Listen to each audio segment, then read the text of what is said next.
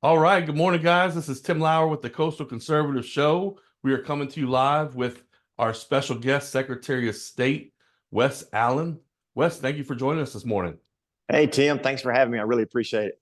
Oh, absolutely. As we go into the election cycle, voter integrity, absentee voting, crucial to the next election. Yeah. Kind of talk to us, first off, let's start off, tell us a little bit about yourself. Well, I appreciate the opportunity to join you and everyone who joins in with you on this Zoom. I really appreciate the opportunity, and it's a beautiful day in Montgomery, and we're coming up on a year in office. But I was born and raised in Tuscaloosa, Alabama, in a little unincorporated portion of Tuscaloosa County called Cottondale, and was raised on the end of a dirt road at the family farm. And man, just had a wonderful childhood. A mom and a daddy, Gerald and Sheila, who had us everywhere we needed to go in church, and just loved on us. And man, I'm just so fortunate to have them still in my life, and just mom and dad are doing good. But I got two younger sisters, educated in public schools, Holt High School, graduate in 1993, went on and was a walk-on football player at the University of Alabama, where I played wide receiver for Coach Stallings and Dubose, and Dabo Sweeney was my position coach there. So I had an opportunity to participate in that and have a good time. Graduated from the University of Alabama in '98. But yeah, and then I met my wife at the University of Alabama. She was the head Crimsonette for the $1 Million Band. And so she's a sweetheart and love of my life. And so we'll be married. We are married 24 years this year. Wow, We've got thank you. We've got two children, Davis and Deanna, 21, 19, college senior, college sophomore, one at Troy in accounting, another at Alabama as a sophomore. So, man, yeah, we're in Troy. I got to Troy on a graduate scholarship. And that's our home, and where we've kind of anchored down and raised kids and just built our life together. And I worked at Troy University for years and years, and then I was appointed as probate judge of Pike County by then Governor Bob Riley in 2009. Stood for my own election in 2012 and ran unopposed there in Pike County. Served almost 10 years as probate judge, and then I ran and campaigned for the open House seat, House District 89. That represents Pike and Dale counties in the Alabama Legislature, and was elected there, and served for one term in the Alabama House. And then, of course, Tim, I campaigned for the open Secretary of State's seat, and we were successful, and very blessed to be able to pull up to this state capitol each and every day and represent the fine people of Alabama. Awesome. Great. Tell us a little bit about your first year in office. Man, it's been good. It's hard to believe we're coming up on 1 year since we were sworn in and took the oath. January the 16th of 2023 is really, it's been a year that's flown by, and we've been really hard at work, doing a lot of different things. We've got a great staff in place. First and foremost, if you don't have a good team around you, Tim, you know that. If you don't have good folks around you, working hard with you, it makes things very, very difficult. And we're very, very fortunate to have a great staff in place, and we've been just digging from day one. First thing, you're probably really familiar, and your audience is familiar, is that I campaigned on withdrawing Alabama from ERIC, the Electronic Registration Information Center. And as soon as I put my right hand down and went and exited the stage and came in this office that I'm in right now, we signed the letter to withdraw, and then we went straight to work to find a replacement. And we announced that in September with AVID, the Alabama Voter Integrity Database. That's really a four-prong system. But your viewers can check more about AVID out on our website, at the Secretary of State's website, if they want to see more about it. But we're very, very excited about this program, how we control every bit of it, all that personal information. It's not going to some third-party vendor out of state. And so we're excited about where we're at. Also, we worked on a program to provide the technology to the local boards of registrars, this GIS system, this geographical information software that helps with the precinct and the district level when they're mapping and putting people in their precincts and their districts. And so that's really important, because we had a problem in North Alabama in several counties where the paper mapping system was not sufficient, and people picked up and were given the wrong ballots on the primary back in 2022. So We've been very excited about the onboarding of many counties coming on board to utilize that technology. And so we're excited about it. And that's a couple of things that we've been working really, really hard on. We had to, as far as election integrity goes, we had to remove a board of registrar that wasn't living up to the standards that we expect and following the law, and had multiple violations. And so after an investigation, we did that as well, and removed that person. And then we restructured and revised how we train our boards of registrars. This office was spending an inordinate amount of money doing that, but we were able to cut costs. But at the same time, I believe, provide better training to our boards of registrars, not just in a centrally located area to train, but we wanted to put and make class sizes smaller, and to train and give these opportunities to train these boards of registrars by congressional district. So by our 7 congressional districts, and to allow the senior, those more experienced boards of registrars to help write the curriculum and help teach, because we believe if you're in a smaller setting, you can learn best by what other people do and the experiences that they've had, and ask questions, and you're more comfortable to be able to ask questions in a smaller setting. So those are just a few things that we've been working on. I mean, we make decisions and do things every day in this office, and we're moving the ball down the field as far as election integrity. And we're working very, very closely together with our probate judges, circuit clerks, sheriffs, and boards of registrars. We also launched a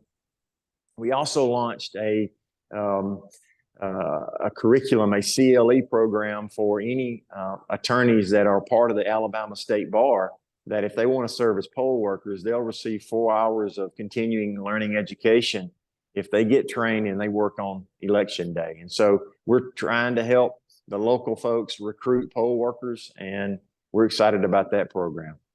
Awesome. Awesome. So how is the changing of the congressional district? Has that presented any challenges or different ways you're training folks? Well, as you know, Tim, and your audience, I'm sure, is well aware of what's going on with the congressional maps that were forced upon us by the federal court. It did split some counties, and where we did have to give some extra care to, or not care, but it's some extra attention to make sure that in a timely fashion, we were able to get everybody in the correct precincts and the correct districts. But I think that everybody is going to be ready to go on March 5th, presidential primary, and listen, it's less than 8 weeks away now. And so, yeah, it's presented a few issues, but nothing that our local folks and the folks inside this office have not been prepared to really take on and to solve the problem. That's great. That sounds great. Now, when you stepped in the office, you went looking for the old company that held the database. Tell us a little bit about that story. Yeah. So Eric, the Electronic Registration Information Center, the one that we used to be a part of, I was in DC for a meeting or several meetings, and I said, you know what, I think I'm just going to drop by and say hello to these folks and see where they're at. But I did, and I went to their published address, which is on their website. And when I got to the location, and I can't remember the address off the top of my head, but when I got there, I went inside, saw the reception, said, "Hey, I need to, can you point me to the direction of the, Eric offices?" And she said, "There's nobody here by that name." And wow. So we thought that was another red flag. And of course, it just solidified our decision to withdraw Alabama, to protect Alabama's personal information. With Eric, we had to pass along private personal information on minors, and we didn't think that was good.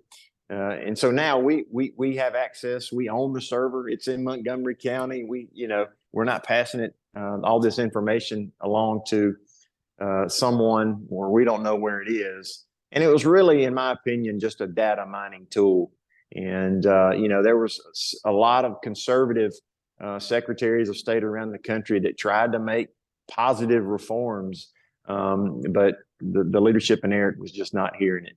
And so we withdrew and went straight to, like I said earlier, went straight to work to replace it, to make sure we have the most clean and most accurate voter rolls in the country. Nice, nice. Yep. Let's get into voter integrity. Based off the last few elections, that has become questioned across the country. I know Alabama has some of the strongest voting laws and the highest integrity throughout the nation. What can other states learn from Alabama? No, I think we do it well. And on election night, you're going to know who wins and loses in Alabama, unless the race is just, razor thin and it comes down to those provisional ballots, which the provisional ballots are counted within 7 days of the contest or of the election. But number one, this past legislative session, we made sure that what we had in administrative rule, we wanted to put in state law. And that was to make sure we'll always have and vote on paper ballots in Alabama. And that's very, very important. And I appreciate the Alabama Legislature, Senator Clyde Chambliss and Representative Matt Simpson from down your way, who's a very, very good friend Matt and I came in together as freshmen in the House. So I know Matt very well, but those two champions to make sure that we'll always have paper ballots, because that's important, because you got to have receipts. If anybody calls into question about an election, you can go back to your paper ballots. You can go back to your receipts to look and see and to verify what happened and to see what happened in that election. Number two, also a piece of legislation that the legislature passed was to make sure we took out of administrative code and put it into state law that our voting tabulators will never and cannot be connected to the internet. I know there's been a lot of questions, and we've seen the chaos and confusion in other states, but in Alabama, when you feed that paper ballot into that tabulator, you can rest assured that that tabulator is not connected to the internet. And I just want all your viewers and the public to know that we have a strong system in Alabama, and I think there's a lot of states out there that need to come and take some notes on how we do things in Alabama. As far as other, photo identification. When you go and vote, you got to present your photo ID, which is very strong. And that is to prevent fraud, to make sure that you are who you say you are. And I think that's a very important part of our election day, things that help keep our election strong. And so we do a very good job in Alabama. And like I said before, as a former probate judge who was the chief elections official in Pike County, when I worked with and got to know and all my colleagues around the state, and even now as a former probate judge, working with those chief elections officials, those circuit clerks and absentee election managers in the various counties and the sheriffs, and it just takes a team effort to do and have a good job in our elections. And we had two special elections yesterday, the Senate District 9, which is up in Marshall, Madison, and Blount counties. And then we had House District 16, which was Tuscaloosa, Jefferson, and Fayette counties. And it's coming up on us quick, and we're very excited about March 5th. Awesome. Awesome. Yeah. So when you look at, we're kind of on the subject of voter integrity and across the nation, what are we doing to communicate with other states to make sure that people that have moved, maybe people that have passed away, are getting off of our voter rolls? What does that look like? Yeah. So removing individuals from their voter rolls, let me address that first. The National Voter Registration Act, which was National Voter Registration Act, which was passed in 1993, kind of mandates that you can't remove anybody for 4 years. So it's real easy to register to vote, but sometimes there's a lot more hoops for secretaries of states and others around the country to remove individuals, because you got to mail them postcards, you got to do this, you got to do certain things before you can remove them. And so, but I'm glad you asked that question, because with Avid, we've got that 4-pronged system in place. Number one, we've got an interagency agreement with ELEA, and Secretary Hal Taylor has been tremendous to work with. And what that does is when someone moves out of Alabama and they get a driver's license, and let's just say whatever state you want to pick, Missouri or wherever, that state will alert Alabama that John Doe moved from got a driver's license in Missouri. And so Alabama will cancel out their driver's license in Alabama. Well, we are getting that data, and then we're working that data as well. We've already found over 8,000 individuals that have received driver's licenses in other states. And so we'll start that process of sending a postcard to John Doe and say, hey, we've got information that you may no longer be a resident in Alabama. If that's not the case, please correct us, update your voter registration, or whatever the case may be, or remove yourself if you've truly moved, in this case, to Missouri. So that's really, really great. We've also got these, for the first time ever, bilateral agreements with all of our border states. So Tennessee, Georgia, Florida, Mississippi, and we've also signed on with Arkansas to make sure we can exchange data. Now, Mississippi and Tennessee were never a part of ERIC, so we have never exchanged data with Tennessee and ERIC. And we've already started the data exchange with Tennessee and found over 8,000 individuals are registered in Tennessee, are also registered in Alabama. And so we've started that process as well, just like I talked about with Aaliyah and the driver's license system.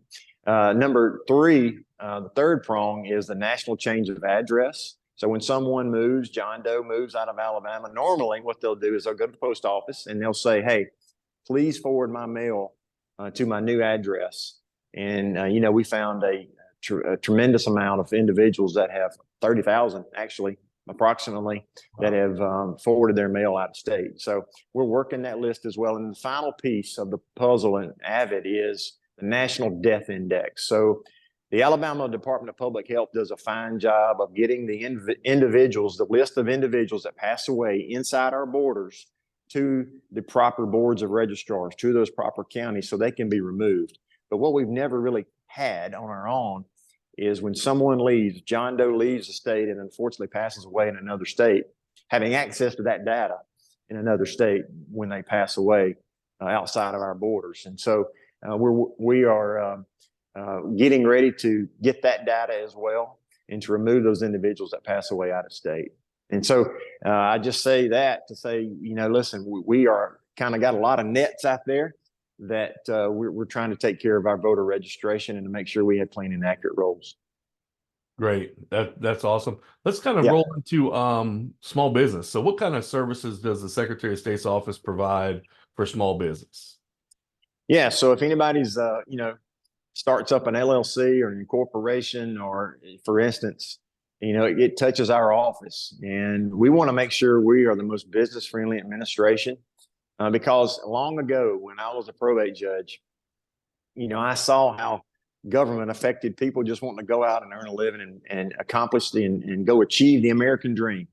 And I saw that on a local level, and I took that experience to this office. And I just want to brag on our staff in the business entities division, is that when someone has a question, whether or not they send an email or if they call, we're going to get on that very, very quickly, because we know time is money and people just want to go out and provide for their families and earn a living and take care of themselves. And so that's one of the things that our office, and one way that we can be helpful and to make sure we can cut through red tape when we can cut through the red tape, and cut through all the regulations when we can cut through those regulations, is to be very, very business friendly. And we take pride in that. We've got great leadership in that business entities division. And I'm so proud of our guys over there that work extremely hard to help the people of Alabama when they're wanting to start an LLC or a business incorporation or whatever it may be. We're working very, very hard. Yes, sir. Awesome. Let's go over some important dates. If people want to send in an absentee ballot, let's say they're planning a vacation, they're planning a surgery, they want to risk, missing out on voting day because they're sick. What are the deadlines on the absentee ballot? And then what's the process for it? Yeah. So all that information can be found on our website at sos.alabama.gov. Just go under the elections tab and you'll see it there. Just follow it. It's real. You can find it.